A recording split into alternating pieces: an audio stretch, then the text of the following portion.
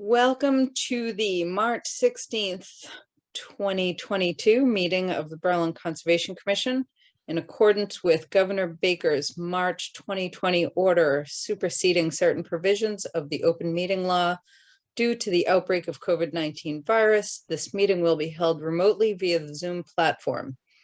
All participants should be aware that anything you say, share, or show on camera during this meeting will be recorded and uploaded to the Town of Berlin YouTube channel, where it will live forever. This virtual location was listed on the agenda along with necessary links for public attendance. Audience members who wish to participate should use the Zoom's raise hand function, and you will be called upon by the chair when appropriate. Please remember to mute your microphone when not speaking and speak clearly to ensure accurate minutes are recorded. Each vote taken during this meeting will be conducted by a roll call vote. I will now confirm that all the members of the Conservation Commission are present and can hear me before opening the meeting. Kyle? Aye. Louise? Oh, you have to unmute.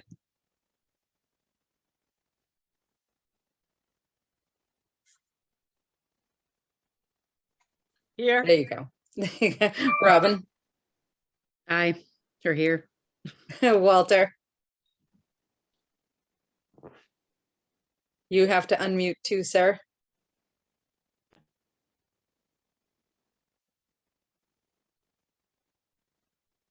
Walter? Here. There you go. Honest to God. Holly? Here. Carolyn here, and I just saw AJ. AJ, can you hear me?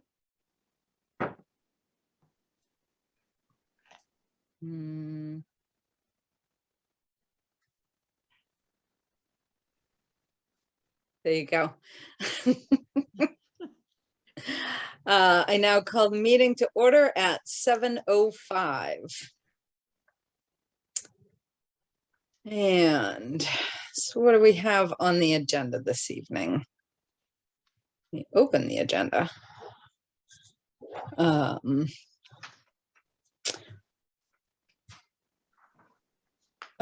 Do we have a motion to accept the minutes from the, what was that, February, what was the date on that? February 16th. February 16th Yes. meeting. I move that I we move. accept. Oh, go ahead, Walter. I move that we accept the minutes as written for the February 16th meeting. I second it. Thank you, Holly. Any further discussion? I'll No, ask- Louise does a fantastic job as always. Doesn't she? Yeah, She she does. really does. It's amazing. That was a complicated bunch of minutes, given the long discussion we had over Highland Ridge. So, Yeah, I thought you did a great job narrowing it down. yeah, nicely done. Yep. Took a lot of time, but yeah. All right, I'll ask you to vote. AJ, Aye. Holly, Aye. Walter, Aye. Robin, Aye. Kyle. Aye. Motion passes unanimously. Oh, sorry, Louise. Aye. I just assumed you'd approve them. That's And okay. Carolyn, aye. So now we've officially all voted. All right. And do we have a treasurer's report? So no, I didn't. I'm going to do one for the first meeting of the next month because I need to get. I sent Maddie an email about getting her pay stub amounts because everything just gets lumped in together, so it's tough to tell what's what in there. So Okay. and then there's a few other things that I gotta see what they are. Like the reports this month kind of made no sense. So Okay. Excellent. It'll be a little extra time. You got it. Hmm. All right. We did, however, And- the money for the CPA funds, though. It looks like they're in a separate account. Okay, good. 490, is that what you're Yep. expecting? Okay. Yep. And you expected them to be in a different account?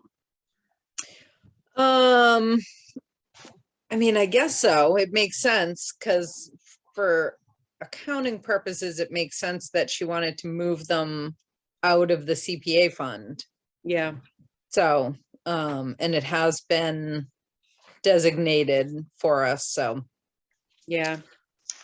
um, Yeah, there were a Cool. few other things that I thought I had tracked everything, but there were a few things on these reports that I didn't see in what I had listed. So I gotta try and like backtrack and see what some of it was, but let's see.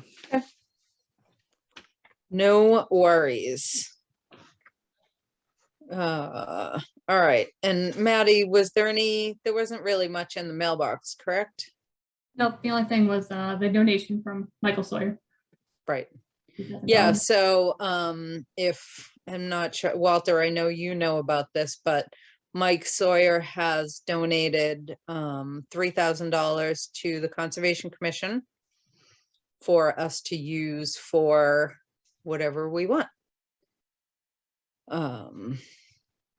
So what it just, Robin and I were very briefly talking about some things that we could use that for. And one of the things that I thought of was maybe to buy some nice split rail fencing to use at the Linden Street parking area.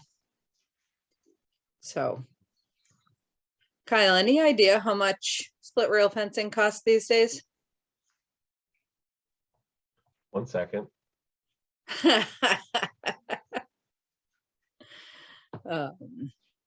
So anyway, we don't have to spend it. There's no time limit or anything, but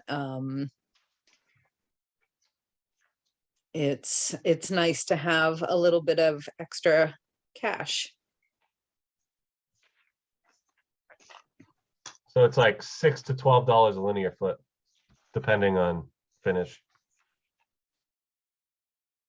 I'm in the Okay. process of taking some split rail fence out at my house, so it's another option perhaps, if anyone wants to give it a look. It's not a lot, but might be enough. Right, yeah, but if it saves us 10 or Yeah. 20 feet or whatever. I think the split rail is probably costs more than the round rail, you know, and we don't need anything too extravagant there, just something functional. And the round rails would look good. People put them on their front lawn. So, I mean, they're not bad looking, and Right, so we have to look at that price too. yep, I think that's an excellent suggestion. I happen to replace some fence parts for Meg over the winter, and it's all very expensive, but the round stuff looks pretty darn nice. You're right, Walter. Thank you. Thank you. awesome. So Kyle, actually, now that the nicer weather is getting here, we should probably try to coordinate a meeting.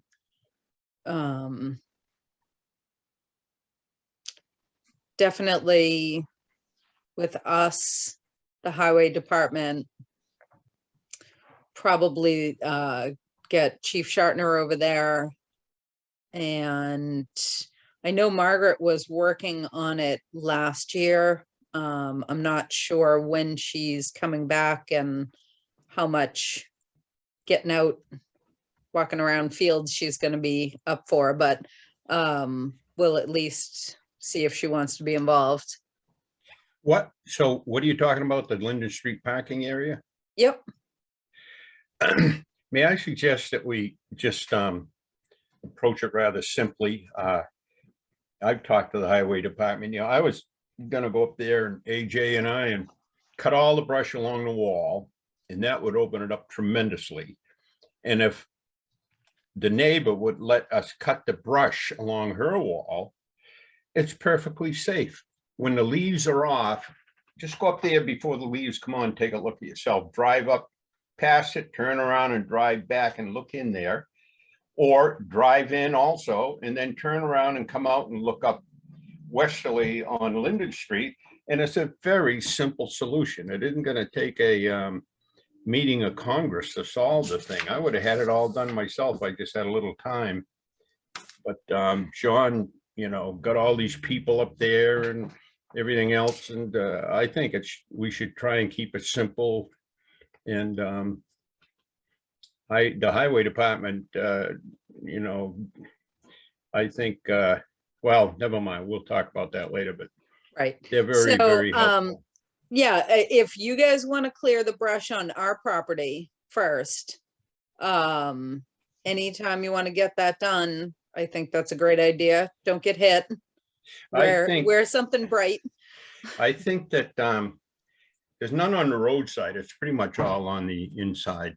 But Okay. once we do that, you will have to go and talk with Sue, because I can't. Yeah, And just tell her it isn't going to cost her anything, and I'll clean up the Right. brush for her. Right.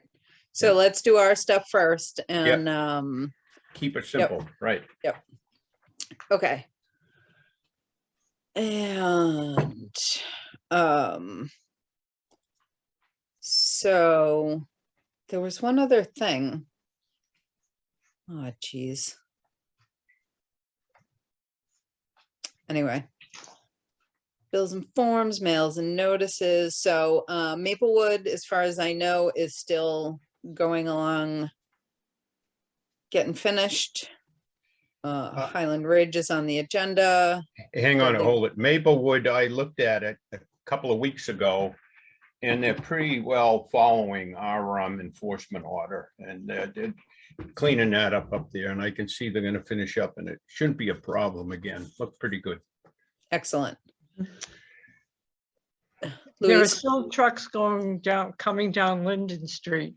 Good Not Lord. as many as before, but I've seen a couple this past week. Oh, they've got a lot more area to fill in there, Louise, so be prepared. yep. Do we have any idea how much they're bringing in? Because your very original plan was to bring in 300,000 square yards. Square yards or cubic yards? Cubic yards, excuse me, cubic, right. Well, I And I think would just, the earth removal board or whatever it's called now, I forget, but they're the ones that talk to Louise. I wonder if they're not bringing in more myself, but anyway, I don't know that. All I care about is whether they're violating the wetlands, right, and they don't seem to be. Right. Oh, that's what I was gonna bring up since we have a few extra minutes. The mask requirement for town buildings has been lifted. Yay! Oh, good. oh, So I wonder how everybody feels about meeting in person from I now have no on. problem with it. I don't either. Holly, say, No, I don't have a problem meeting either. I think it's great we can meet in person. Yeah, I can do it. I'm all for it. AJ, Got my vote, yes. Kyle, Yeah. all Yes. right. Excellent. I don't know that we need to take an official vote on that, so everybody seems to be enthusiastic about it, so our next meeting will be in person, Great. I think which that's is good. wonderful. Now I have to Um, remember that though. We'll send out a reminder email. I'm gonna put it in my calendar right now. There you go.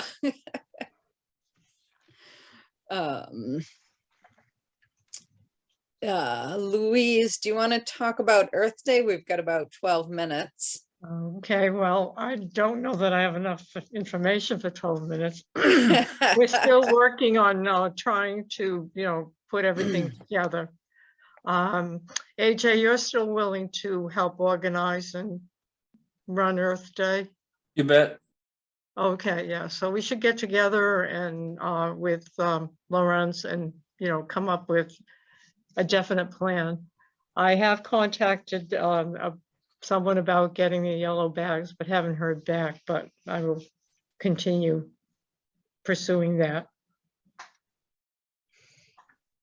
Excellent. Okay, so AJ, if you could email me times that you're available to meet. The only two firm hard stops I have are 3 o'clock on Tuesdays and Thursdays, because those are Gracie's swimming and gymnastics days. Right. Otherwise, yeah, I'm actually retired. Okay, Wednesday afternoons would be good for me. Yeah, Wednesday anytime, just not before 6 a.m. AM. Yeah, okay, yeah. Okay, Wednesday, all right, maybe with this coming Wednesday afternoon. And I'll see if Lawrence is available. Please let me know. Thank you. Okay, Awesome. Walter, you wanted to talk about some forest stewardship stuff. Can you keep it to 10 minutes? Certainly. All right. Did you all get that map that I forwarded? Yes. And an arrow, we want about 30 acres to have this program go on. It's won't cost us anything. And it would it would manage the forest, have some cutting, and look at it from the perspective of improving wildlife habitat, as well as the quality of the trees and timber on the land. I looked at all that. We've got a lot of acreage, but it is very inaccessible between railroads and swamp lands and boxed in by other property. And plus, there is so much use of all this land that, we don't want to run into a big pushback by anybody. But that particular piece that I put the arrow on was bought from Bill Wheeler's relative in California, and they had actually marked that for timber harvesting a couple of years before we bought it. But it's very accessible. There's no trails on it. Housing around is very sparse. And so it'd be a good one to have a stewardship plan put together on for our review and approval, of course, and see what happens. And we could get the money from the state to cover all the costs from the planning to the execution. But we need to, our forest, there's some areas that could really use some cutting, and particularly up on Mount Pisgah down on the north side. But again, I don't know how we could get in there. So I think this one piece that I put the arrow on has the least amount of negative aspects to it, and it's all positive. Be very easy to do. And again, what I'm asking your approval of is to get the planning done. So, and the other thing I want to do is, if we can, and the forester I talked to be very willing to engage the public and publicize what we're doing, so people could better understand what forestry management is all about. So what's the goal with this, Walter? Is it to make trails or? No, just to manage the forest better. There's a lot of really poor quality stuff. There is some good timber, and it would be to improve it as a habitat. Okay. Right. So you harvest and you cut back specific kinds of trees and vegetation to encourage specific goals. Right. Like, so if you're trying to encourage hardwoods for lumber, then you cut out all the pines or whatever. You get the idea, right? Right. If you're managing for wildlife, then you leave certain things and you encourage other things to grow. Incidentally, that parcel we did, and I could take any one of you or all of you for a walk up there, that we did off of Coben Road a few years back, is growing in very well. It's coming along good. It's good wildlife habitat. The timber is superior now, the pines that are growing. And so it was a wise choice, and it did a lot from all aspects, from wildlife habitat to timber. Well, it looks like that's right off of the aqueduct, so I was just thinking it might be nice to be able to get in there. Yeah, it isn't. Yeah, you could, as a matter of fact, just up around the corner in Crosby Road and you'd be right there. Right, so how would the loggers access this property? Well, off of Crosby Road, if you, on the northern tip of that parcel, where it's next to the road, there's actually a cart road that goes right in there. Okay, Carolyn, are you talking about the Cosby Road or the one that Walter mentioned tonight? the one that Walter's proposing tonight, Right, so that's not near Coben Road. correct? Crosby Road. No, Coben Road, Louise, Louise. Yeah. We did a big job on Coben Right, Road a few okay. years ago, back at Dave Birch. You remember how he opposed it so much? Okay, I And, wasn't clear if you were talking about that or if you were talking about the proposed site. Yeah. well, we were kind of going back and forth. Right, yeah. yeah. Okay, I do have a question. Would clearing of invasives be considered in this whole plan? If you want it, it would be a plan that we would all discuss and be part of the making of it. So, yeah, there's not many invasives up in that area though, fortunately. That's one of the few areas that we don't have a bunch of multiflora rose and bittersweet. Right, and so is that a danger in cutting? Is it a danger that will get a foothold in there? No, no more than if you don't cut. Okay. It just hadn't reached that yet. All right, so how are you proposing do you want to invite the guy you've been talking with to a meeting? So is he going to put together a proposal or a presentation, or how? Well, I how have do an you- application for the grant. I thought I'd fill that out and get that in. Again, it's 100%. It isn't reimbursement, it's upfront. And it's Okay. a total coverage of everything. So it isn't like we're gonna lose that aspect of it. I thought that would get the project rolling, and I'll call Gary again and see if he could come into a meeting. He came out and talked with me, but I'll get him to come out and spend some time at a meeting. Okay, and if you could share that the grant application Sure. with Maddie. Yep. Keep her in the loop on course. that. That would be fabulous. Yeah, and just let it, either have him get in touch with us at the conservation email to schedule, or he can let you know some dates that he's available and we can Mhm. get that coordinated. Yep. That would be excellent.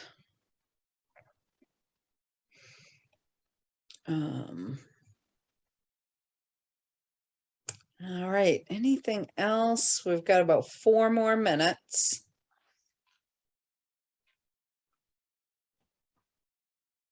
And we actually do have a second appointment tonight, so hopefully everybody did their homework tonight. And actually, it's not a posted meeting, so we can get going. Right, it's just an appointment, right? Right. Who has their hand up? Oh, Louise. Oh, I will take it off. I got my question answered. Okay. All right. So we have 2 topics for Highland Ridge tonight. Pat is not here. All right, so let me promote Alex.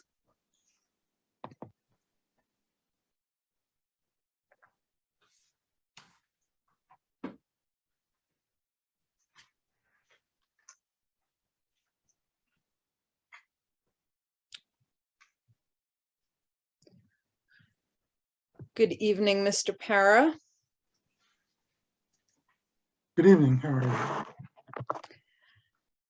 you? So there's two things to talk about tonight. One is the progress on the basins, and one is the continued discussion about the trails and the documents and the occupancy permits and all of that. So I think I'd like to get the basins, talk about the basins first, because that is kind of the easiest, most cut and dry.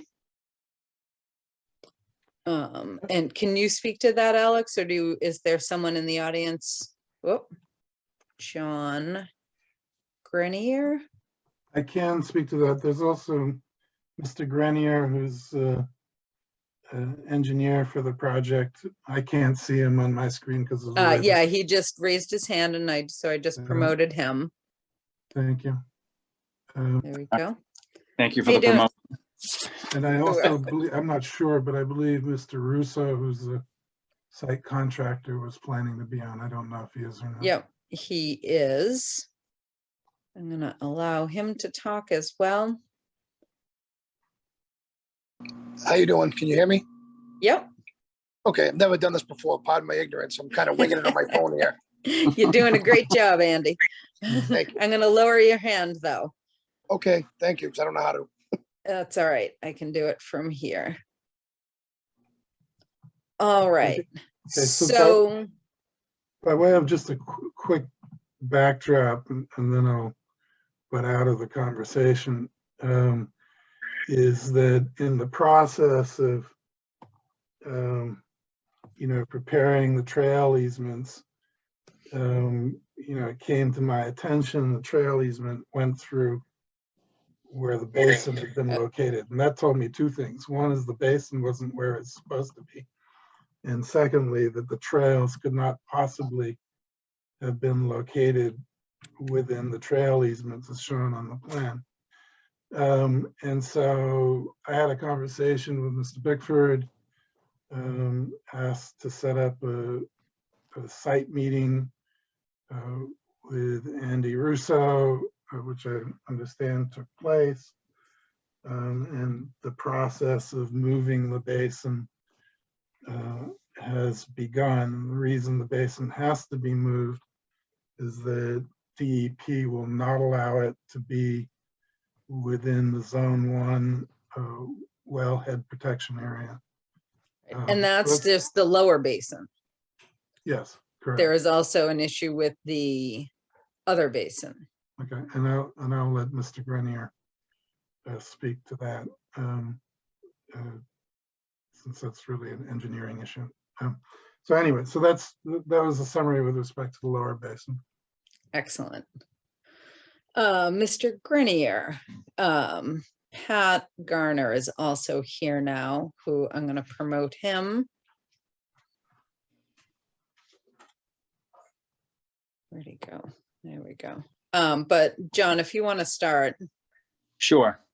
Just to introduce myself, I'm John Grenier. I'm the civil engineer that was brought on to help address issues that were taking place with the detention basin, or it was designed infiltration, and that captures really the vast majority of the runoff from the developed portion of the site. And as I'm sure you know, that the issue was that the basin was not draining. It was filled up pretty much at the top of the outlet control structure, and it was just stagnantly staying there. It wasn't drawing down at all, which isn't what it's supposed to be doing. It was designed as an infiltration basin. It's supposed to recharge the water back into the ground. And I think the issue is that the soils obviously aren't, they're not pervious enough to recharge the water quickly enough. So what we did was we went back to, we started from basically from zero. We analyzed the pre-development runoff from that whole area, and calculated the runoff in the 210, 2,500 year storm event. Then we took the tributary area that would now be going to the basin. We, ran that into the basin. And what we did was, the purpose of it was to, one, try to add some outlets to the outlet control structure. Right now, there are no orifices in the side of that, of that concrete precast 5x5 precast structure. It just has an overflow at the very top. So what we are trying to do is add some outlet controls, add some orifices to that, so that we can draw the water down, but still make sure that we're reducing the amount of runoff in the post-development condition than the pre-development condition. So, as I said, we routed all the storm events through there. And what we're able to do is add about a couple of 398, about 3 feet up from the very bottom of the basin. We can add a 4-inch orifice, a 4-inch diameter hole. And then about another foot up from that, we can add 2 10-inch orifices, 2 drill holes in the side of that. And what we're able to do is, during low flow, low storm events, there will still be some storage volume in the bottom of the basin, so that we're not just letting water run right through, because then obviously that would defeat the whole purpose of holding back the smaller storm events. So we can hold some water back, and then as the storm events get a little bit larger, we can let water out of the basin. The other thing that we noticed when we were routing storms through is, in the big storm events, even with the orifices, it was with the routing software, it was overtopping.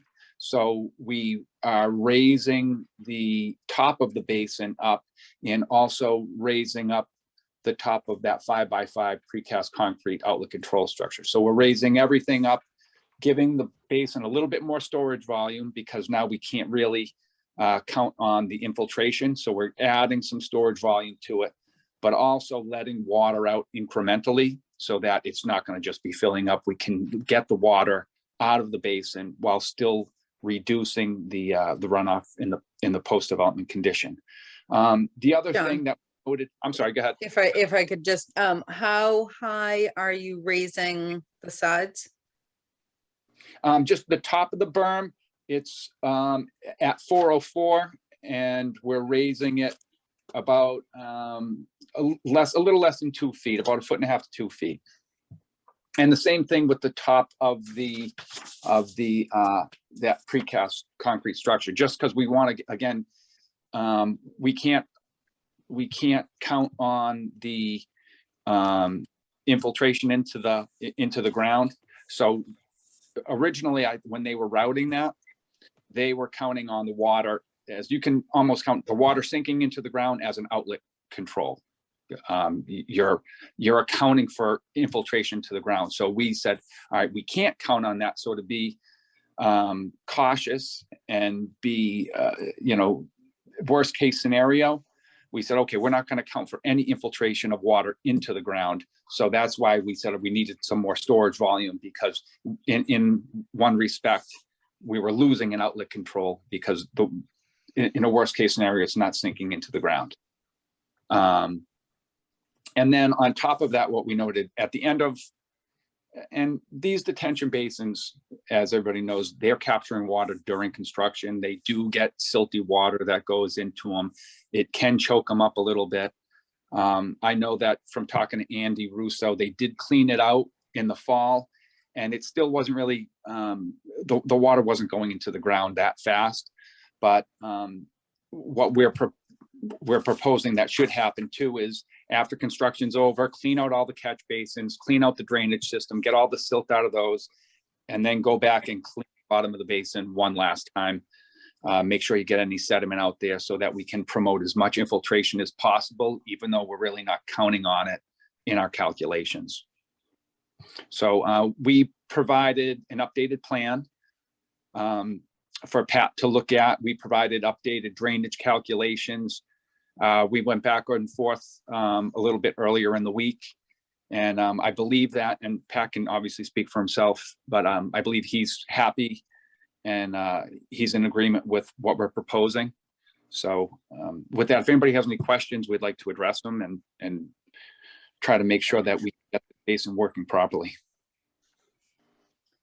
Well, one thing that I know the neighbors are going to be concerned about is changing an infiltration basin into a detention basin, and if that will have any detrimental effect on the groundwater supply for nearby wells. I don't believe it. I don't believe it will. Right.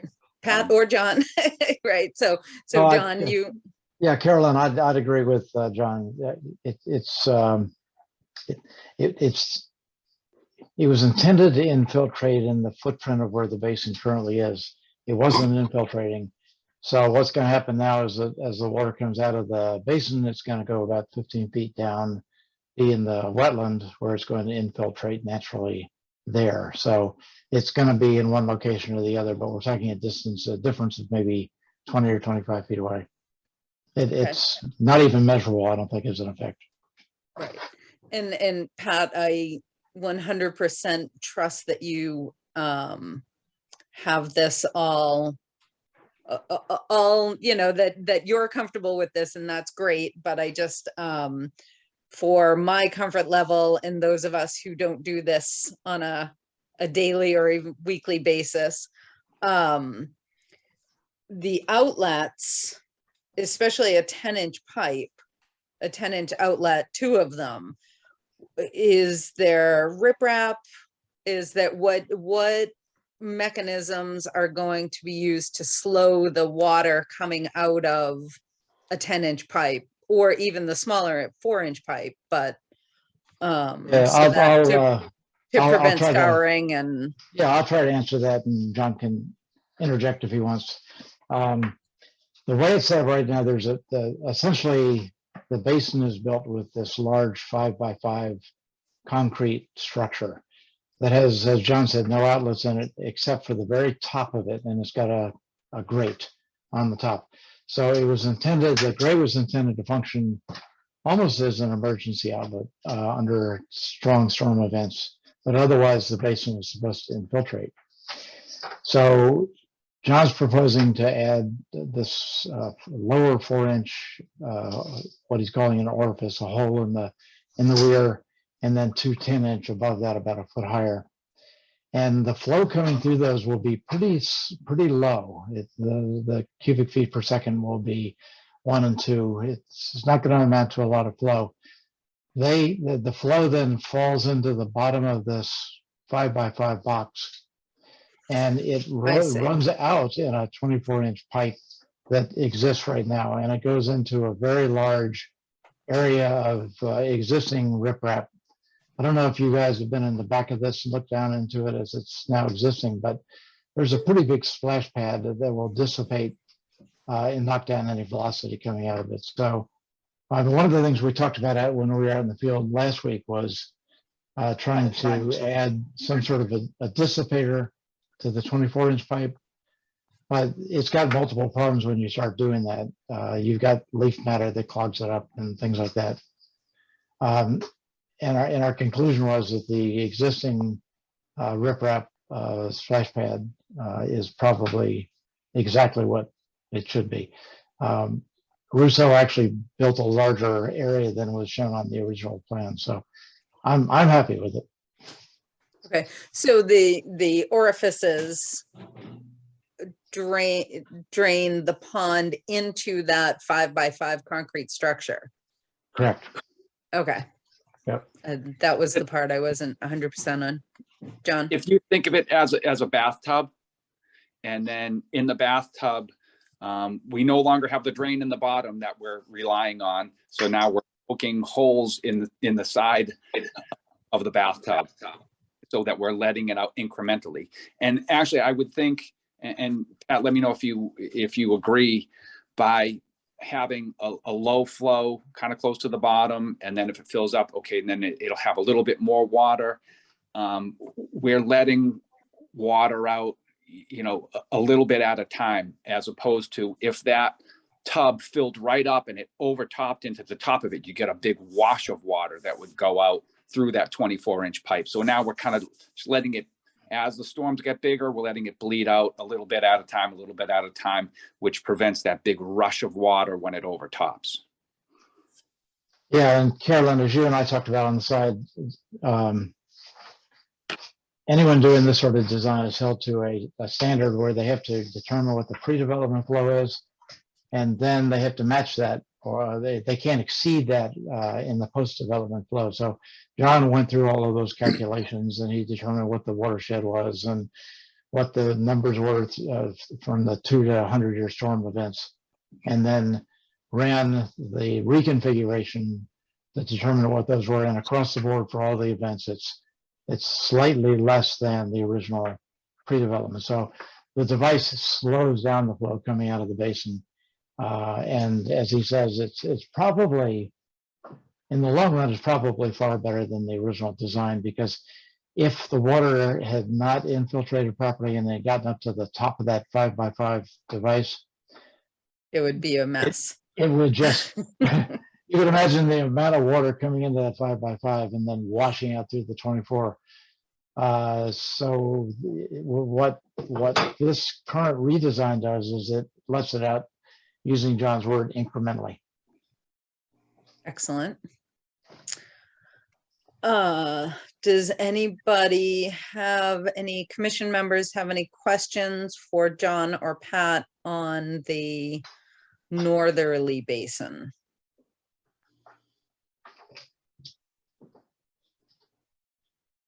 All right, hearing none.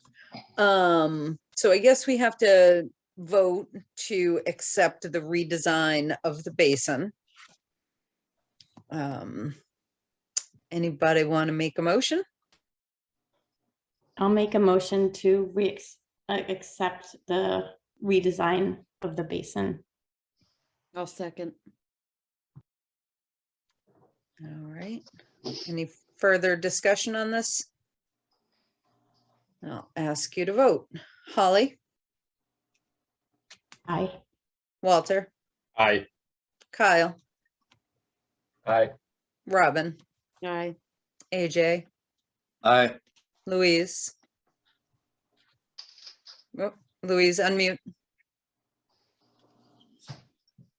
Okay, we're accepting the redesign of the lower basin. Is that No, correct? the northerly basin, the up, yep. And your vote? Aye. Carolyn, aye. All right, gentlemen. Well, thank you very much for your work on this. And does anybody have anything they can tell me about the lower basin? John, Pat? I Andy? haven't inspected it this week. My understanding, Andy's the guy to talk about that, I think. Okay, Andy, Am I there now? you are. Oh, good. All right. The lower basin, after meeting with everyone out there last week, with discussions with Pat, Walter, John, myself, we did start yesterday. We moved the basin out of the watershed area and closed it up to the area we talked about in that meeting. And we should be done, completed that by tomorrow, at the end of the day tomorrow, if someone wants to come by and inspect. That'll put the natural road back, filling it back into the watershed area, leaving the large stones along the southern portion, heading toward Brian Lowe's house to protect that area, and creating the smaller pond outside the watershed area we talked about, with a riprap outfall and everything else. That should be completed without any heavy rain tomorrow, just a little bit by the end of the day. Okay. And so the lower basin also shoehorns into the moving of the trail. So I believe I sent this to everybody, but DEP has said that the trail going through the well protection zone cannot have horseback riding on it. Mr. Para recommended that we take horseback riding out as an allowed use. And I told him that that was not what we were looking for that trail. So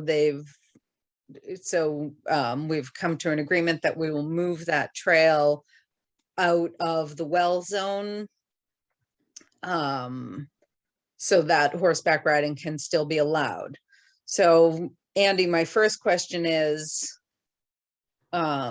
with the placement of the new lower basement, there is still room to move the trail? Has anyone seen, besides Walter or Pat, has anyone seen the basin that was created down there? Andy, I have not. I'm gonna go down probably Friday. No, I meant the existing one, Pat, the one you saw, the large basin that we all thought was way too big anyway.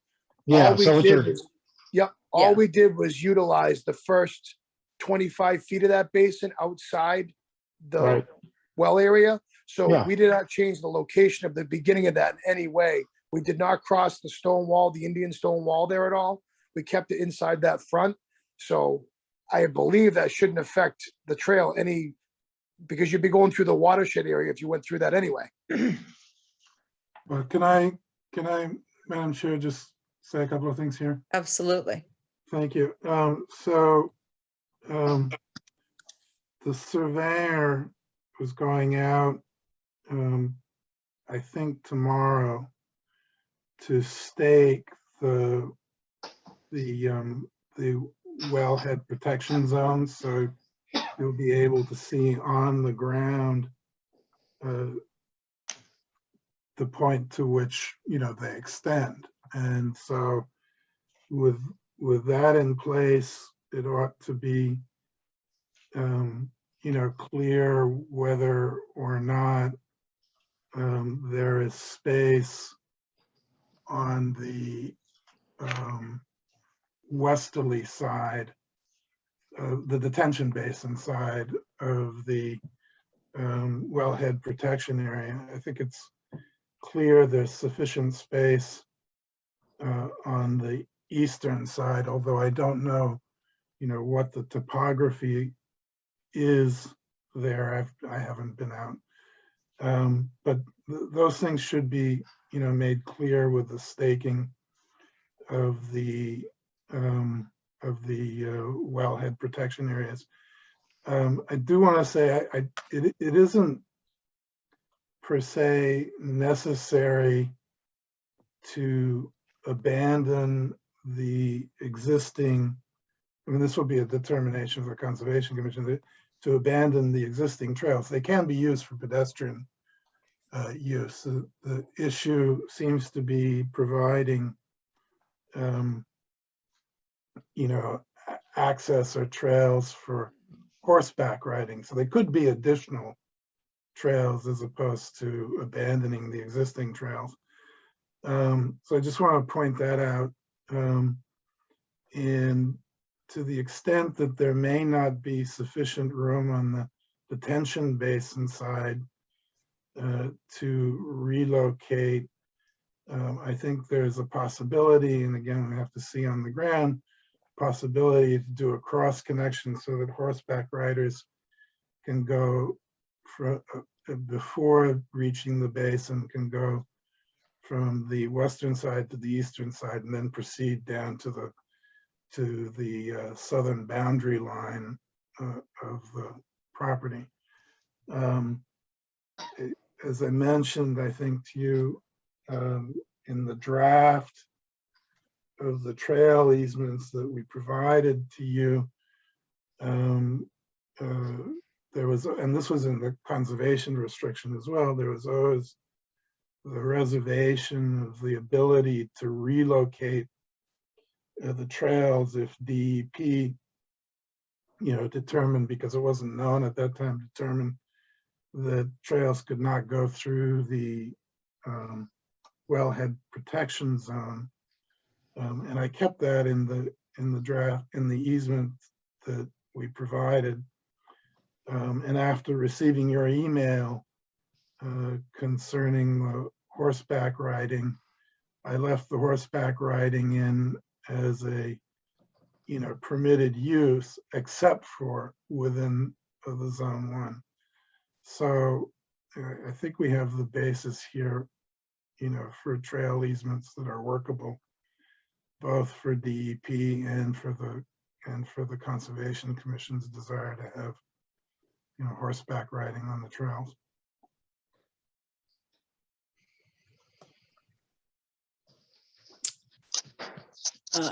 Anybody else? Holly, do you want to weigh in? Well, I do think there is a way to circumvent the well area, so I would like to, I don't know if there's a way we can meet with someone to, again, rewalk it after they stake it. I do kind of know that the trail, we did kind of go through it at the time, not knowing that this was going to be an issue, but I do believe there is a workaround that we could make the trail circumvent that. And then it would just make it easier language-wise, that horseback riding is allowed everywhere, you know, that on the trail, and might make it just easier. Right. Yeah, Kyle. absolutely. And I did suggest. And we can give you the new GPS coordinates and whatnot. So, Right. but it would be very helpful if they did stake that out, so we kind of know. And is there a perimeter outside of where they stake that we need to stay away from, or is it just outside No, of that area? there's no like buffer to the buffer, Okay. so to speak. Okay. It's, I just want to make Kyle. sure, because we don't want to do it and then somebody comes back, well, you're supposed to be 25 feet from. Believe me, I don't want to be doing this any longer. Yeah, I think we're all getting a little fatigued about this. Kyle, you had your hand up a couple of times.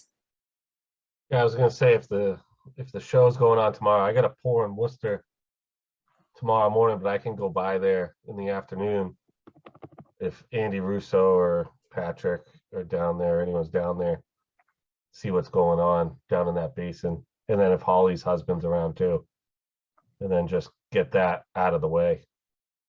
Okay. Yeah, I think he'll be available when you guys need him, because this is important to us as it is to everybody, so. Right.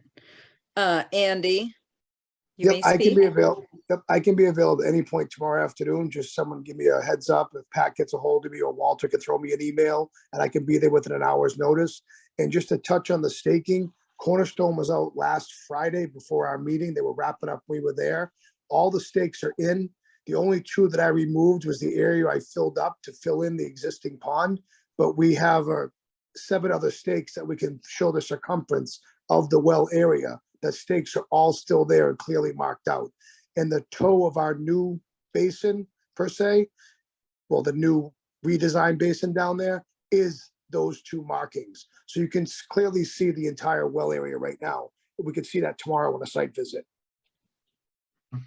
Excellent. To So be yeah, we could clear, go down my- there tomorrow with the GPS unit and just mark it out and then go from there, and then that's done.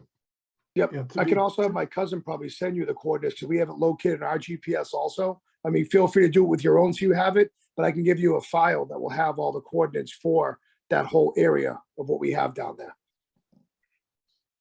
Yeah, that'll be great. Okay. Alex? Yeah, so to my understanding, the surveyor was going out to complete marking of the circumference, so that you would have both sides. I don't believe that staking is there, you know, for the entire perimeter of the wellhead protection area. You don't think that's completed yet? I don't think that's there yet. No, I think that's happening tomorrow. Okay. So I guess my suggestion would be is that when we know it's been staked, that then you know, we communicate that. Right. so that people Andy, don't do it. yeah, Andy and Kyle, do you guys have each other's contact information? I do not. The only one I really have is Walter. I can get a hold of him through email, or if Kyle, I can grab a pen here. I can write down either your number or email and get a hold of you and give you mine, shoot you a text or whatever with my information. Hold on one second. I'm sure there's a way we can share it privately with Yeah, Yeah, that's fine. that's what I Carolyn, was so I'm just not looking sending my for. cell out through town. Yeah. Yeah, everyone will be calling me. Would I'm it an be open book better? in this town. They all find me. Yeah, Holly, Are people available on Friday? Would that be better? That way we know that they have time, that everything is staked on Thursday and that we're working with what we really need to work with and do it on Friday instead? Or is Thursday the only day you guys can do it? I I'm can good do with- Friday afternoon. I have inspections all morning on Friday. Because I know my husband prefers Friday afternoon, but if it has to happen Thursday, but I'm thinking it's safer, Friday afternoon might be better, maybe? Friday's good for me too, because that lower basement will Okay. be done. You can see. the- Yeah, so is that cool? We do Friday afternoon? I'm good. let me just see something here. Andy, I have your email address. Okay, So I am going to I'm gonna send you an email with Kyle's phone number in it. okay. And I don't have your phone number in it, but I can give you my phone number now. I don't mind if everyone has it. I could care less. Call me at 2 in the morning. Don't bother me. All right, what's your phone number? 781-760-2238. 781-760-2238. Correct. Okay. Andy, if you also keep me in the loop, I was gonna go out Friday afternoon anyway to take a look at the progress of things, so let me know what time you're gonna meet out there with Kyle, and I Yep. can meet the two of you out there. Okay, I'll definitely get hold of you, Pat. Cool. Okay. Sounds good. So, and I'm gonna send the email to Andy and Kyle. That way you both have each other's email addresses as well. That is one nice thing about Zoom. I'm still learning how to use it. Yeah, well, this will be our last one, hopefully for a while, so, But I'm a more face-to-face person, so let's better that way. yeah. I'd like to tag along on this event if I may. Absolutely. Everyone's welcome. All right, I will add your phone number into the email, AJ. Thank you. All right. Okay. Who did, I'm kind of bummed I'm gonna miss the party. We can Zoom call it if you want. I know how to do it now. Yeah, right?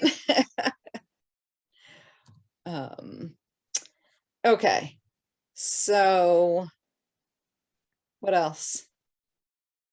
So in the never-ending quest for occupancy certificates, if we have the revised trail and trail easements done for the next meeting, is the commission satisfied with everything else that's been provided? Over the course of these meetings, we provided, condominium documents with all of the, guarantees for the conservation restriction, both as to its imposition and as to the funding of the monitoring. We've agreed to prepay the first 5 years of monitoring, although I still don't have an amount. And as I said, we've agreed to provide the trail easements. So we would like to have an understanding that if the trail easements are finalized for the next meeting, that the commission would release occupancy certificates.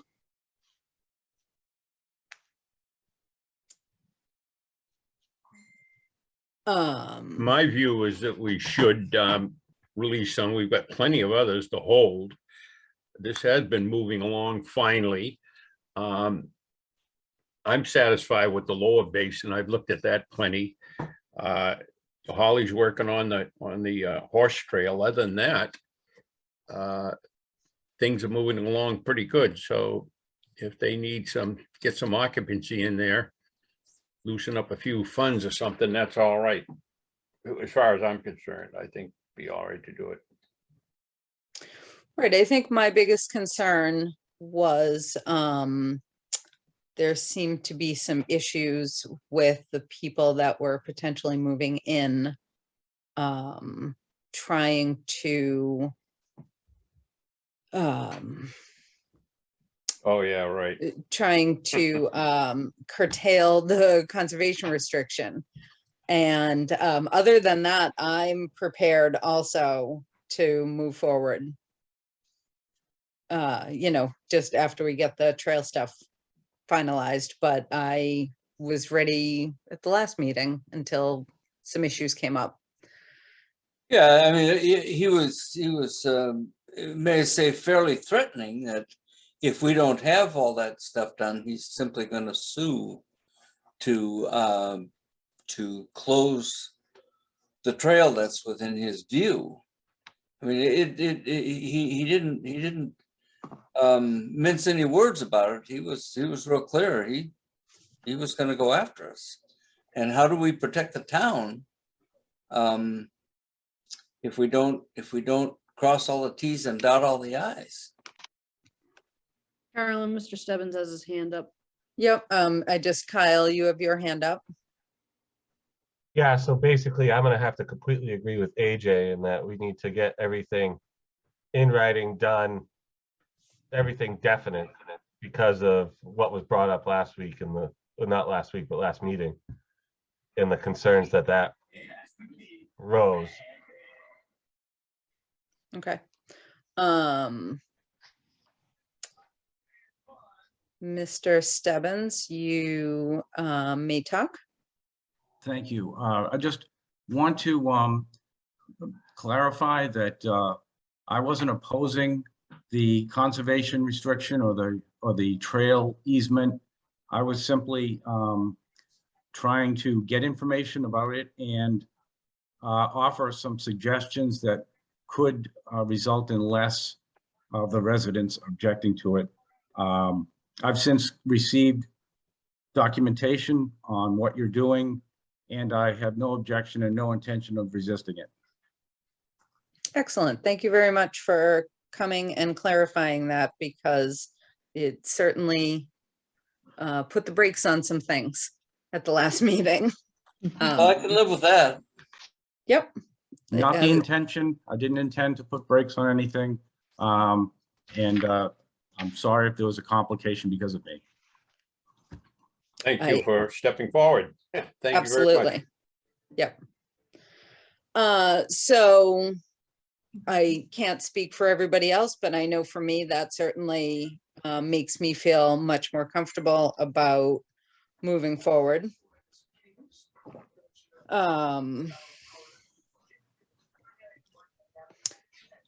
So, oh, Louise. All right, can we just clarify what Alex's proposal was?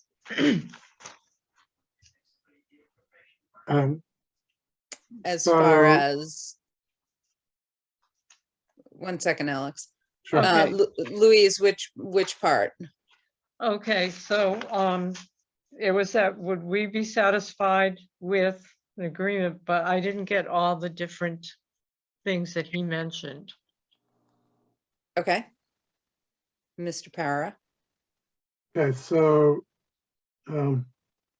we had previously provided to the commission the proposed master deed and declaration of trust, which Okay. is the association documents. I'm not writing as fast as you're talking. Okay. So it's the master deed agreement and the trail easement agreement? No, the declaration of trust, which is the governing document of the association. Right. And those documents contain provisions requested by the commission to ensure that once the CR is approved by the state, that it would get recorded, and contain provisions to ensure future funding of the monitoring of the conservation restriction. And so those would go on record when the condominium is formed, which would be before the first conveyance of a unit in the condominium. That's just Okay, has to occur that way. okay. So if we have all those Secondly- documents in place, you're asking us to approve the Well- occupancy permits for how many units? In addition, well, there's another document, which is the trail easement, and we anticipate that there will be a revised trail easement plan Once. providing for the horse trails. And then the trail easement document would also be provided, signed, ready to be recorded. And what I'm asking is that we submitted a list of the condominium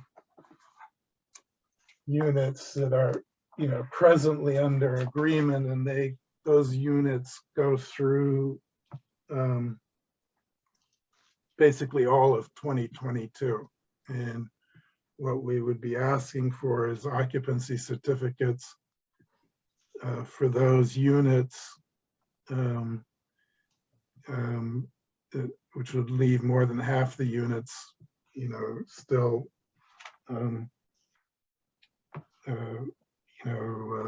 in reserve, so to speak.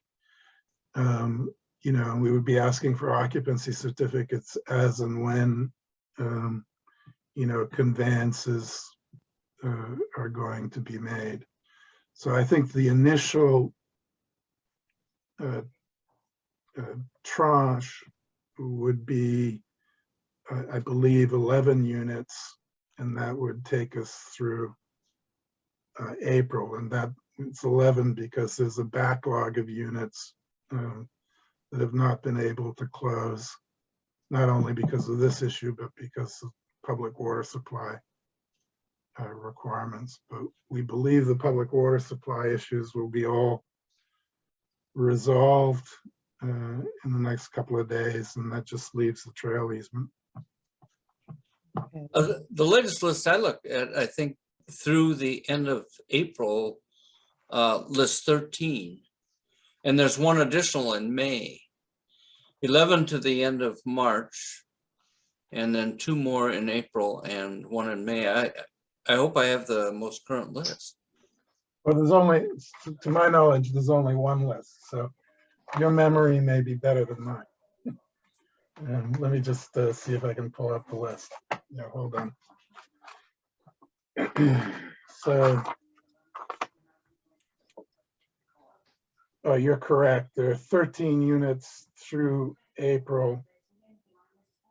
And then the next unit is May 18. Why? Right, so 14, if I'm doing math this late correctly, Right, would get you through the end of May. correct. You think I'm wrong? Kyle? I was just gonna check with Mr. Para about what guarantees, everything's gonna be all laid out, so we have guarantees that there's no, because from last meeting to this meeting, in my view, that Mr. Stebbins has done a complete 180, so with the information he has now gathered, he either found a loophole or for some reason completely changed his tune.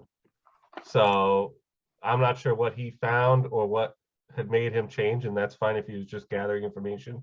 My apologies, but just seems a little off to me that I'd like more of a guarantee that there's no loophole in the system where he's figured out a way to move the trails and all that to his liking.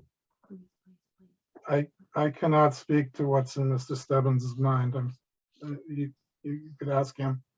I don't, again, the documents that we've provided, as we discussed, I think the last time, provide that, that the unit owners are bound to accept the conservation restriction, and no other unit owner or potential unit owner has come forward to object. So the legal guarantee is there. That works for me. I'm just covering the bases. Right. Mr. Stebbins? Yes, I haven't found any loopholes. I wouldn't say I did a 180. I'd say more like a 45 degree. It was a lack of information that led me to have so much energy about the issue. I think I even said in the last meeting, I think the trails are wonderful, just the part that wasn't behind my house. But even that part, I'm fine with.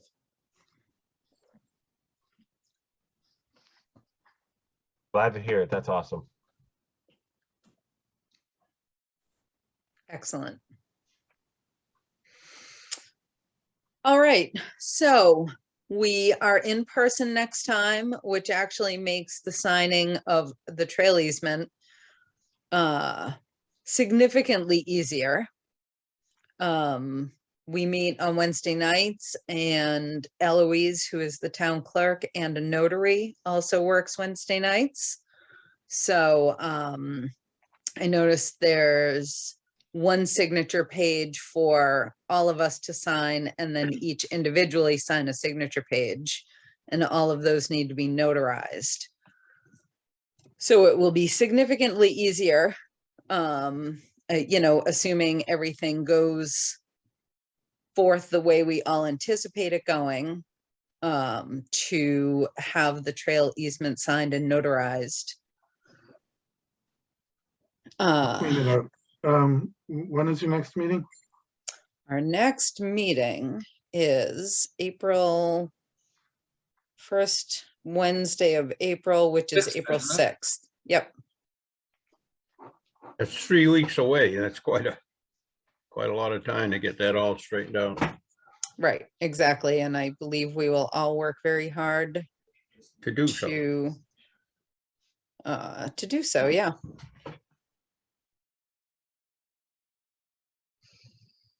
So if there is nothing else, I can't even believe we're ending this discussion on time for our next appointment. Ask one more question of Mr. Para. Absolutely. That is, has there been any contact or any feedback in any way from the state about this? Anything new?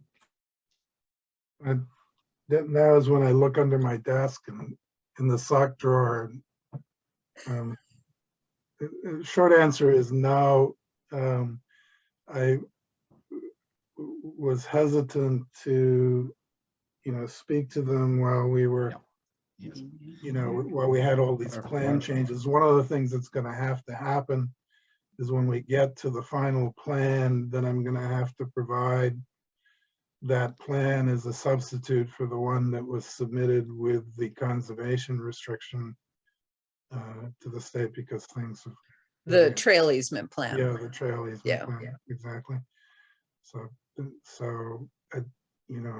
I figure out, I can get their attention once or twice, but not 3 or 4 times. That's just. You mean you've gotten their attention at all? Okay, well, now you've really. Yeah, I know, sorry. Thank you.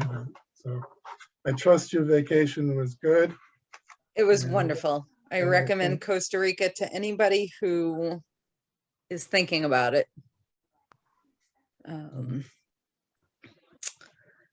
So, the commission for hearing us out tonight. all right, so 7:30, April 6th. 7:30, April 6th. All right, Louise? Yeah, I have a question. All right, have we had an answer or a statement from town council that these documents will absolutely protect the conservation restriction? You know, I, I mean- has town council reviewed the trail easement? Feel like that one's been around a little bit longer than the other two. If you're Well, asking me, I don't know. Go ahead, Walter. Yeah, they could, we've got 3 weeks, so Right. somebody could look into it tomorrow before this week is over, and they hadn't get it to town council, and we'll be ready for it. I'm sure it's, somebody must have looked at it, but if they didn't, we make sure town council does put their initials on it. Okay. I believe that we have kind of standing okay for town council to review documents concerning this project, but I will just double check that.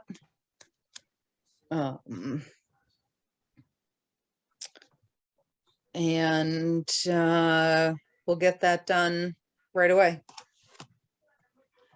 All right. So the trail easement, though, the current trail easement isn't really the document we want her to review.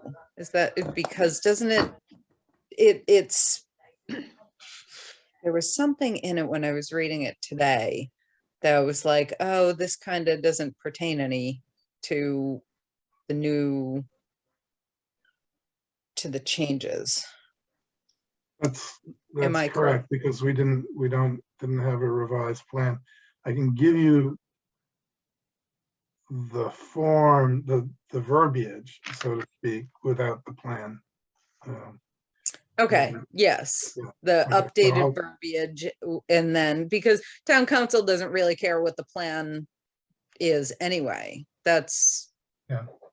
you know, she's gonna look at it and say, okay. So, but the updated document for sure. And the other outstanding piece of business is for Sudbury Valley trustees to give us a number. Correct. Maddie, how goes that? Yep, so they did give us like a rough estimate of what it would be for 5 years of monitoring.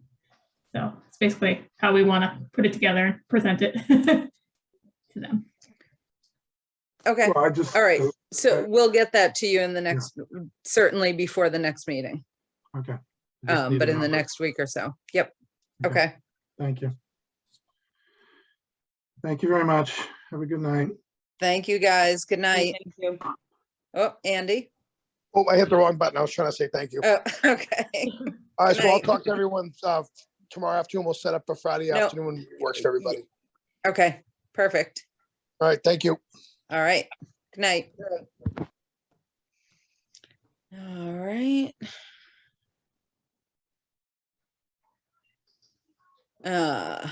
Ms. Stone.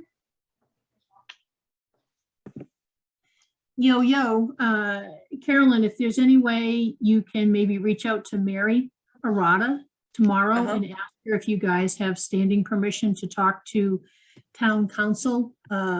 If you don't, I meet with Margaret and June. I'm meeting with them at 3 o'clock tomorrow afternoon to set the agenda. So if the Okay. answer is no, you don't have standing approval. Oh, sorry. Oh, nice play. Now the I selectmen are know, mad at I us. know. Peg, Peg, Peg, my apologies. Peg, I'm so sorry. I was lowering your hand and I hit the wrong button. Wow. Instead of the know. peepers that you're waiting to listen for, Carolyn, I'm just going to come and stand in your window and scream. So no, I was saying if you can check with Mary Arata tomorrow, Yeah. if you have standing permission. If you don't, if you can shoot me an email or a text or something by 3 o'clock tomorrow when I set the agenda.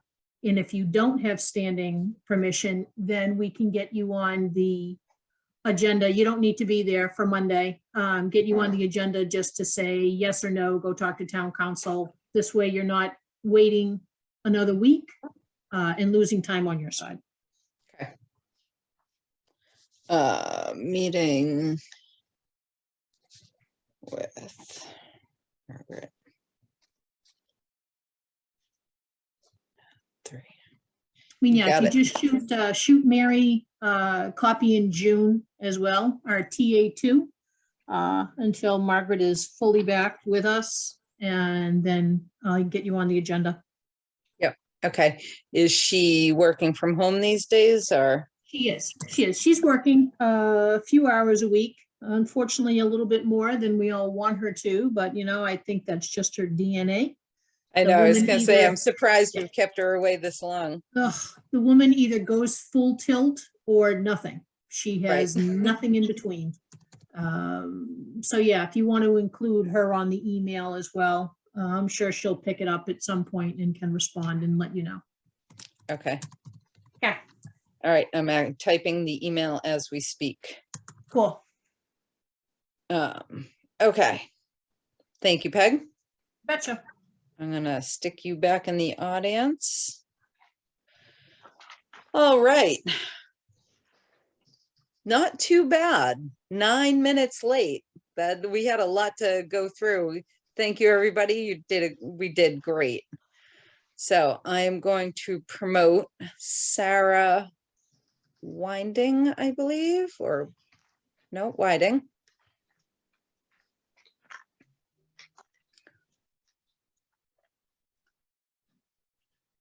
And hi, Sarah. Hello. How are you? Good. How are you? Good, excellent.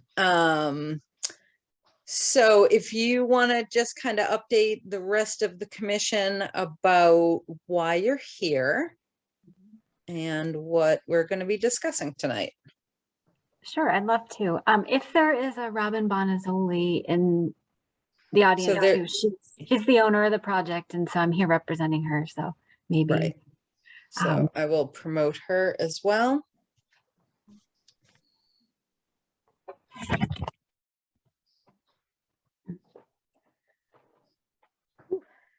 I have to say, I'm really impressed with your time management. My planning board meetings are never less than 2 hours. I warned everybody ahead of time. We have a lot to talk about. We only have 45 minutes, and I'm super happy that it worked out this way. No, it's great. Well, thank you, commission members, for letting me here to talk tonight on behalf of Robin Bonazzoli, who's representative now of the Bonazzoli Family Trust, who owns the Wheeler Pond Dam, which I'm going to guess that you're familiar with. And if anybody needs an introduction or more of a description about it, I'll be happy to give you one. But the reason that I requested this meeting today to talk to you is because now that Robin has some administrative control over the project, she reached out to me at Enderflu. I'll introduce myself. My name is Sarah Whiting. I'm a water resources engineer here in Massachusetts, and I work for a small company that does ecological restorations. And here in Massachusetts, that's mostly dam removals and wetland restorations. And my history is that about 10 years ago, I was working on a project with the NRCS on the Ross Dam. And so I've been studying Northbrook for a long time. And so 3 years ago, Robin was looking for help to learn a little bit more about what it means to have a dam and what you need to do to take care of it. And she found me. And I've been looking at Wheeler Pond Dam in the background on paper, on the computer for a few years. And right now in Massachusetts, there's great funding and great technical resources available to do a little bit more than just, repair a dam. And it's my understanding that Wheeler Pond Dam has been identified in different municipal guidance documents, like the MVP plan, which came out last year, the year before, and the master plan, and maybe the open space and recreation plan, but I couldn't find that online. It should be online. We just had it redone. It was just finalized sometime during COVID. It may be that Uh, the page with the links said like check back later or click, and it might have been a 404. So Oh, okay. Hmm. we're looking for it. You have it. Okay. All right. Let me make a note about that. Maddie, have you seen, this all happened during COVID. I know there was supposed to be a hard copy and a copy on a CD. Have you seen that in the, I've not seen the hard copy or the CD copy, and I do know the online one. Weirdly, you need like permission to view it. Like I had that Right. issue. Yeah, so I had to like request permission from somebody. oh, And that shouldn't be. yeah. Yeah. Okay. I will make a note and try and get that accessible. Thank you. Okay. Okay. Um, Okay. Go on. Well, and so here's an opportunity where, we're at the point where I think we're just going to jump right in and start looking around for grant money and grant support and partnerships. And the Division of Ecological Restoration is a good clearinghouse for supporting these types of projects. But a lot of the grant funding and the grant applications are strengthened by partnerships, and partnerships help projects meet, many diverse goals. And early on in the project, when we put together the package and the application and the justification and the requests, if we can go in with, even simple statement of support or an understanding of what goals Berlin might want out of a project like this, then as we step into the phases of the project, which, could start with reconnaissance and feasibility, we don't have to jump in and say what we're going to do yet. What would you like a project to look like, and what goals would you like it to meet, and then start the conversation about what it means to meet those goals. I don't know. I'll just start there with the floor. The one thing that me as the water resources engineer and Robin's representative is that I'm going to be putting together things that help meet the requirements of the Office of Dam Safety. Like at a bare minimum, we have to do that. And then stepping on from there. So I'll just open the floor for comments and questions and concerns. Walter, I know you have things to say. Yeah. Yeah, Richard. So my understanding was that Sarah initially, at least I supported this, we wanted to get it downgraded from a high hazard dam so there wouldn't be that enormous expense. And a couple of us that have looked at it, I mean, most people that look at it thinks it's just, ridiculous to do so in a simple breach and let the channel form itself again would solve the problem. But in addition to that, you're saying that there are large amounts of funds available that we could maybe make it into a wildlife habitat or make it more ecologically attractive to wildlife by investing in making it into a wildlife habitat. And that would cover the cost of a lot of the cost, if not all the cost, of solving that hazardous dam that the state thinks is so hazardous. And I don't. That's true. So the basic request that the Office of Dam Safety has made so far is they, because it's designated a significant hazard, they are requesting that the outlet is lowered. My personal thought on that, having looked at this for a while, is that if you were to breach the outlet and lower it right now, there'd be two things that I'd want to understand before you just went ahead and did that. One would be, what is that going to do to the sediment moving out of there? And I know, sediment movement is a concern of, concern to our ecology and our water resources. And the other thing is if you take that outlet down, there might be follow-on effects up to Crosby Road. And so we'd want to make sure that, say, the DPW or the highway department knows what could happen there. Water's funny. It's the great integrator. Change one thing here and things far away change, and you can know, but you sometimes have to look farther than you think. I've seen that Crosby Road Bridge completely submerged, and I've seen it where it's almost dry underneath it. So it can withstand lots of problems. Mm-hmm. So that's where I am with Office of Dam Safety. What I did for the NRCS dam, the Lester Ross Dam, was it's called a dam breach study, which looks at the incremental consequences of a catastrophic failure and, where does the flood go and how bad is it? And so I've adapted that model that I had done about 10 years ago to look at the Wheeler Pond Dam. And so part of the work that I have been doing with the Office of Dam Safety to maybe look at reducing the hazard class includes an understanding of what happens if it breaches. And from my point of view, I think you put up some cones on Pleasant Street and wait a couple hours. Right. Right. So one question I have at this point, how many feet of water does that dam hold back? Yeah, it's not as many as you think, because behind the dam right now it's so full of sediment. I did not open up that file. I can answer that question if you just give me a minute to open up my file. I'm going to guess. So when you open your file, let's say it's 5 acre feet. No, it's got to be more than that. Let me see. Let's say 10 acre feet.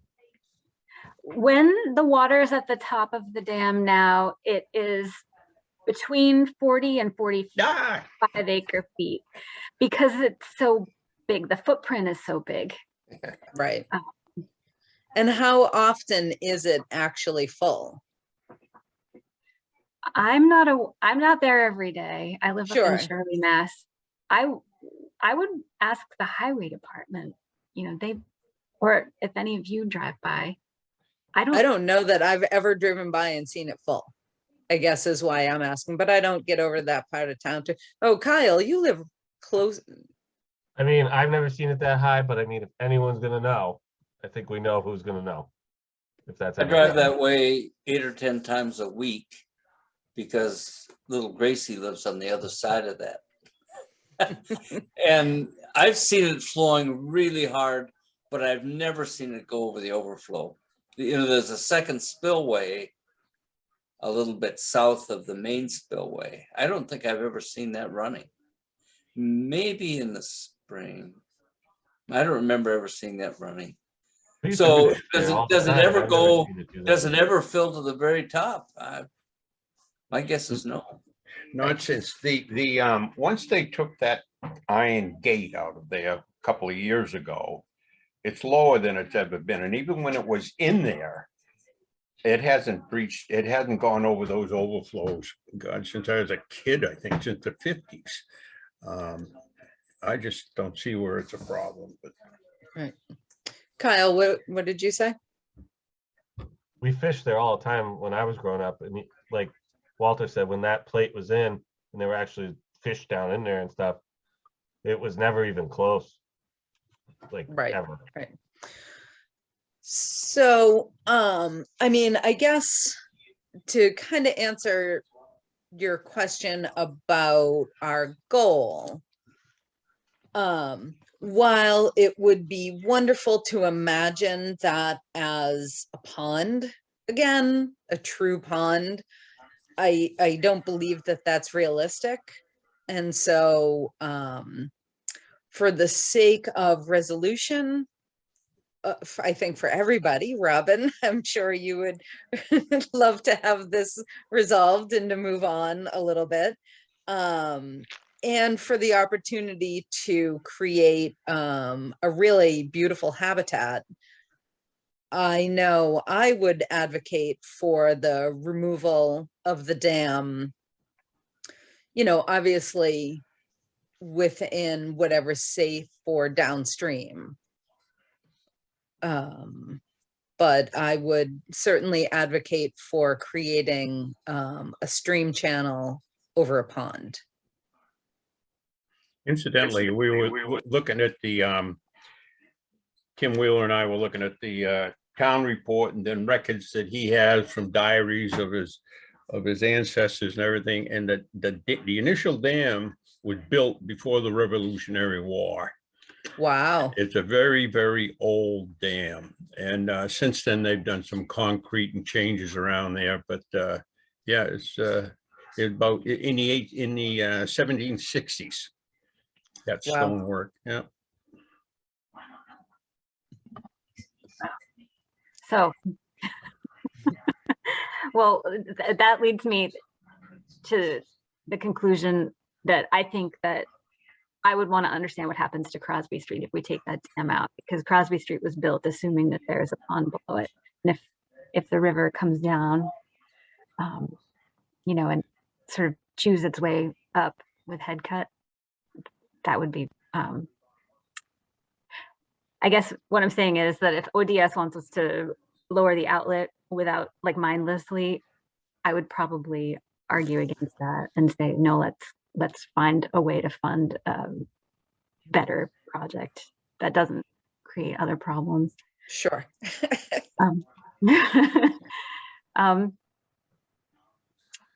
So would the commission have an opinion or a preference or thoughts on, you know, restoring ecological function or restoring habitat? That can mean a lot of different things to people. I don't think I'm asking, we don't need anyone to commit to a direction here. Carolyn, you just said that you think that it's more logical to go towards a riverine type of situation. Is there support for, you know, when you take out a dam, you're going to change land underwater and you're going to transform it to some of the wetlands are going to turn into uplands, and some of the land underwater is going to turn to wetland. And sometimes that can get a little tricky for permitting. I say with these ecological restoration projects, if you can cross all the T's and dot all the I's for permitting, it's either physically impossible or nobody wants it. But just to recognize that and find out, you know, which direction you'd prefer. Carolyn. Yeah. Can I show we don't show our hands here. I just butt in all the time. I mean, Well, that's because you don't turn your camera on. Oh, okay. All right. I mean, you know, I don't want to make a mountain out of a molehill. We don't want to inflict more costs on Robin, and we don't want to put any money into it ourselves. I mean, in a very simplest way, if the dam was breached enough, particularly where the spillway is, that was widened out based on engineering. Incidentally, my degrees in civil engineering, and I've worked in water resources, so I know a little bit about it. And that was just left alone for create that natural stream down through there. The rest of the pond would turn into habitat. Nature would take care of it. There'd be all kinds of things growing in there. I mean, you don't have to seed it, just leave it. I mean, look at it now. Anything would be an improvement. But the thing is to get the safety issue taken care of, which I don't even think exists, but nevertheless, it is inexpensively as possible. And if you want to go beyond letting nature take its way, I mean, I think we would be willing to look at anything that would be benefit to wildlife one way or another, but there can't be any impoundment behind it any longer. Okay. Unfortunately. Thank you. Go ahead, Sarah. I was going to say, I like that approach. I think often with the projects, you know, if you can notch it down slowly over years, then it stabilizes by itself. But often project timelines, if we could do it like that, that certainly would be the least expensive way to do it. We'll have to work with dam safety to see what they think about that. They're looking for us to just send them a plan. I reached out to them today, and it seemed like they're very open to engagement of a dam owner, you know, to putting forth a plan. So maybe they will. And right, and I think we should be careful, as you pointed out earlier, to use the term restoration. I mean, according to what Walter just told us a little bit ago, where we have no idea what it was in the 1750s. So we have no idea really what we would be restoring it to. So, you know, in as much as, like I said earlier, as much as I think we would all love the idea of a pond, a usable pond as a pond, I mean, correct me if I'm wrong, but I just don't feel like that's really realistic. Correct. Yeah, Carolyn, I'm going to interject and say that Sarah's report has a very interesting aerial photograph that it's a comparison between high flow and sort of low flow. And in low flow conditions, the aerial shows probably what's the original channel running through it. Right. It shows a very distinct channel Yeah. that runs through the old pond. And I think that what Walter is saying is that if the dam were incrementally open, that channel would simply be the flow channel for the stream from up gradient into the down gradient reach. That probably hasn't altered in 150 years. I'm just guessing, but Right. yeah. So, And in other words, the remnants are still there. The history is probably still embedded there to be, you know, rediscovered. Sort of like digging out an old Grecian village that's been buried under 3 feet of silt.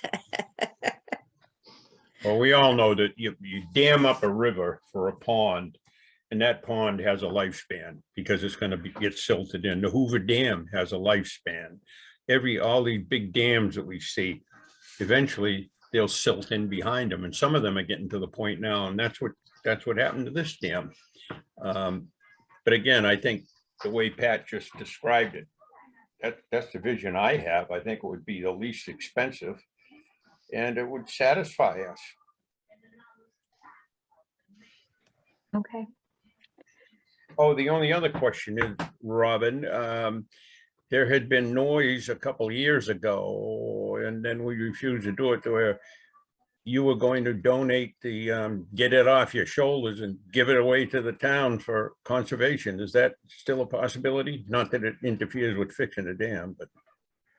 Right, so I was, thinking about the Pleasant Street property. Do you have specs there or no? It's what? 2.0-210, which is the dam proper, and then also, the land of the pond itself. Yeah. What about it? Bequeathing it to town of Berlin. Oh, yeah. Hmm.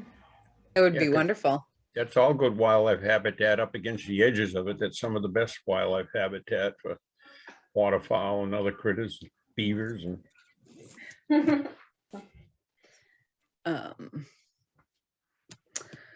So I guess, Sarah, unless anybody else has anything they want to add, I think the big takeaway is that we are willing to work with Robin to, most cost effectively resolve this issue, and with the goal of creating, not restoring, but creating the best wildlife habitat that we can get,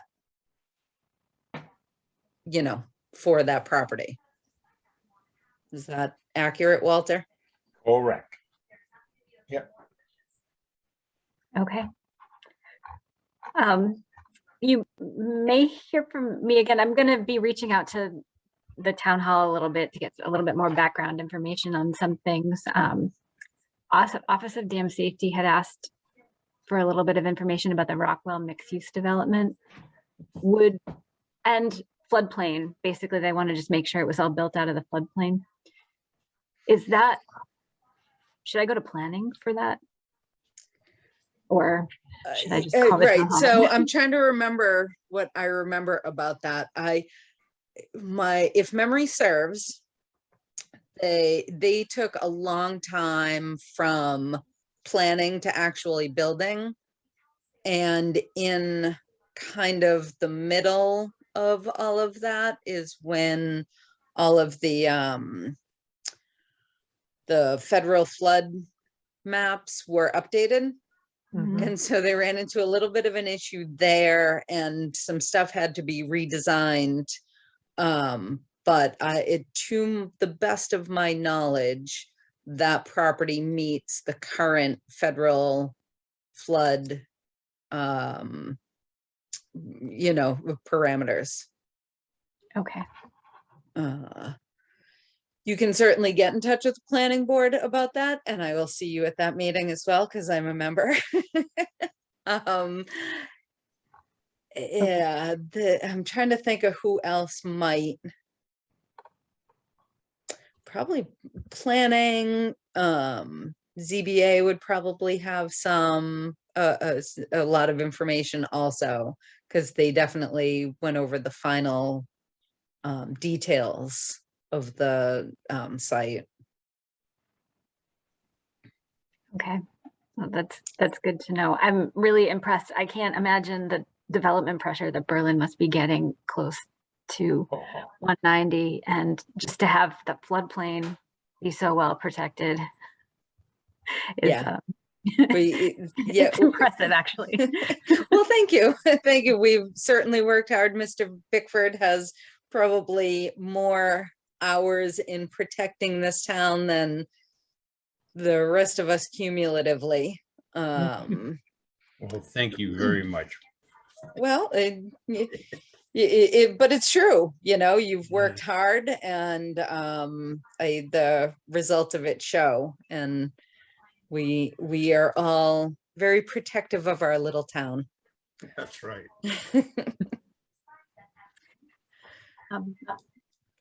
So what's the next step? The next step is I'm going to be writing to the Mass Division of Ecological Restoration to get on there to see if I can get in line, put us in line for their priority project list, which opens up funding and technical resources. If I can make a statement in that application that says that the Town of Berlin Conservation Commission, is in support of, and then the statement, is up to you to decide, but in support of removing this dam in an ecologically sensitive way, and would like your support. That opens up some money so that, Yeah, Sarah, I more or less started that program. It was I put together the Riverways program when I was Commissioner of Fish and Wildlife, and that evolved into the ecological restoration. So I know all those people very well, and they know me. So if you need, just let me know when you want to try and set up an appointment or a meeting or anything like that. Okay. Oh, thank you. I've been working with them quite a bit the last few years, and oh, well, you're all set. Well, no, You're but I'm not all set. We can always use the help, and they have a fun job. They're good. A good group. Yeah, and depending on if you want to put together a statement that you feel is accurate and just run it by us, because it should make sense in the flow of your writing. We'd be happy to do it that way if that's easiest. I think so. That way you don't have to do any work. You can just say yes. Yeah. Well, that's helpful too. But we definitely would like to see what it is, the statement ahead of time. But just run it by us before you send it out. Understood. Well, thank you. Right. You're welcome. And Robin, is there anything else we can do for you? No, just thank you all, and especially thank you to Sarah and Walter and Patrick's amazing expertise as well. I feel lucky. Well, we feel lucky to have such a, such a, an interesting project and a property owner who is who has your persistence. You have, this has been quite Really, the journey. it has. And, Yeah. So you thank you for waiting and yeah. staying with me. We had all those preliminary meetings when I had no power, and yeah, so. Yeah. Well, I'm also glad that your issues on that front have been resolved as well. Thank you. Yeah. All right. Well, All right. I'll sign off. Thank you. Nice to meet you all and have a good evening. Thank you. Nice to everyone. meet you as well. Good night. Good night.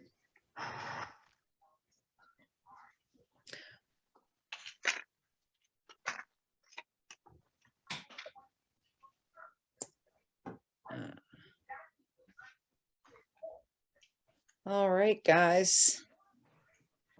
Well, unless anybody has anything else, I think we made it through the agenda reasonably painlessly. One thing, I Yes, sir. need a handbook. Where are the handbooks? Yeah, so there was a hard copy at one point, but MACC doesn't do hard copies anymore, and they also don't do one membership. You got to pay $15 to get a handbook, and it's online only. But to serve my purposes, there were 2 hard copies. I hope you didn't throw away the old ones because they're just as good as new. I wouldn't have thrown away anything. So does anybody on the commission have them at home? And they're not in the closet? Well, I'll look again. Yeah, I mean, that's the only place I can think of they would be. You Yeah. can try to email John and see if he has a hard copy at home. But Yeah, that's was the other thing. How do I get on? So I can get it online. I can go online, but I can't get in. I forget what the passwords are and everything. How do I get into? You can email, is it Lindsay Martucci? Okay. Let me. I'll simply call up. I'll just call. Yeah, or call them. Exactly. Yeah. It's a small Yep. enough office. Yeah, Yep. just call them Sure. and she can let you know Okay. the easiest way to do it. And yeah, find out if you can get a hard copy. I'd love to have another hard copy. If I can, if it costs, so what, let's say it cost me $15 to get the password so I can use it. Yeah. And will you reimburse me? Only if you ask very nicely. I will. All right. Oh, what did you think of that wetlands expert that I sent you the video of? I don't think we can pass him up. Should we hire? Didn't you get that? No. Oh, you didn't get that? Oh, I'll No. send it out again. Oh, Okay. you mean the video? Did you get it, Maddie? Oh, I sent it to everybody. Oh, it was the funniest thing. It showed this guy going into a wetlands and they stepped into the brook and completely down over his head. It was like a gun. You didn't get that? No. Oh, I gotta send it again. It's so funny. Okay. Okay, and you need to update your email list for the Conservation Commission. You're Okay. still emailing Liz DiChiara, Okay. but you are not emailing Holly, Kyle, or AJ. Okay. I don't want to Um, email Kyle. You guys I are know. missing out on all the content.